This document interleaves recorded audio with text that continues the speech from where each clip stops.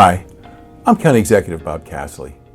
Coming into office last year, we faced a very troubling financial picture. Excessive spending by the prior administration had been financed with $90 million from our savings.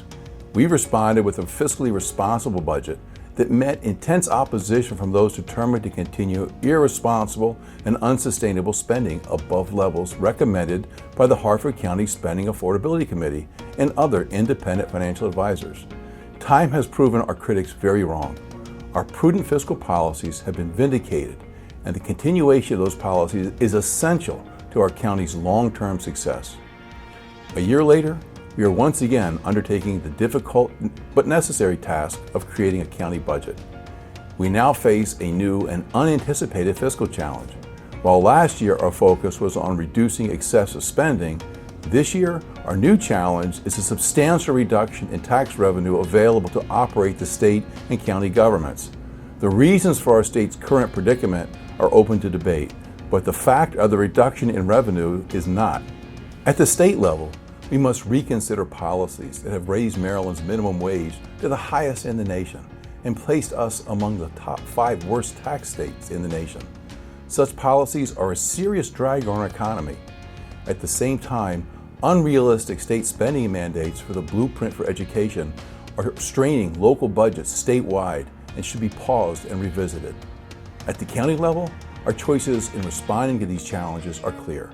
We can hold the line on spending and increase government efficiencies, or we can raise taxes. I do not support a tax increase. Our county's long-term fiscal success depends on retaining and attracting good businesses and taxpayers. Burdensome tax increases would do neither. They would produce only short-term revenue gains, but at the expense of long-term fiscal strength. Just as you all do, the government must live within its means, and my recommended budget for fiscal year 2025 continues us on the path of fiscal responsibility and long-term financial health. Overall, the proposed $773.6 million general fund operating budget is flat, with an increase of 0.67% and no change in tax rates. Areas where the budget is increased are offset by reductions and efficiencies elsewhere, including line item cuts within county departments, leaving some positions open and unfilled, and eliminating positions through a retirement incentive. A salary increase comprised of a 1% COLA and $1,000 for county employees is funded through such measures. We're still using our savings to supplement ongoing operations, but we're using less of it each year. The $60 million structural deficit my administration faced coming into office is cut nearly in half in fiscal year 25.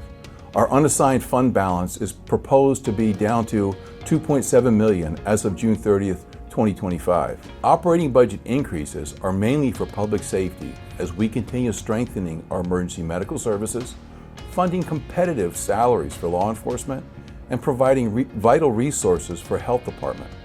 The budget for information and communications technology increases due to the rising cost of software, which is necessary to improve overall operational efficiency. Other notable changes in county departments reflect internal reorganizations that have nominal or net zero effect. Major agencies that we help to fund, the public schools, libraries, and community college, have each accumulated reserves from prior years of taxpayer funding. They can use these funds and find efficiencies to pay for spending they believe is necessary above amounts provided by this budget and by the state. County operating funding for these agencies is flat in FY25. At $314.8 million, funding for Harford County Public Schools is by far the largest component of the county budget and exceeds the maintenance of effort required by the state under the Blueprint.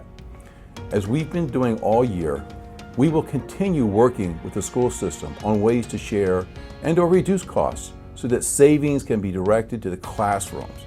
Major capital projects for schools include continued funding for the new Homestead Wakefield Elementary School, planning for a new combination elementary school and Harford Academy, which serves children with severe disabilities, and significant upgrades to C. Milton Wright and Harford Technical High Schools. Other major capital projects include planning funds for a Joppatown Activity Center and planning for a 1,200-acre regional park on the Oakington Peninsula between Aberdeen and Havre de Grace. In closing, I would like to thank my budget team and all county employees for helping to create a responsible spending plan for next year that meets our needs and does not demand more from Harford County taxpayers. For complete details on my proposed budget, please visit the county website. Thank you.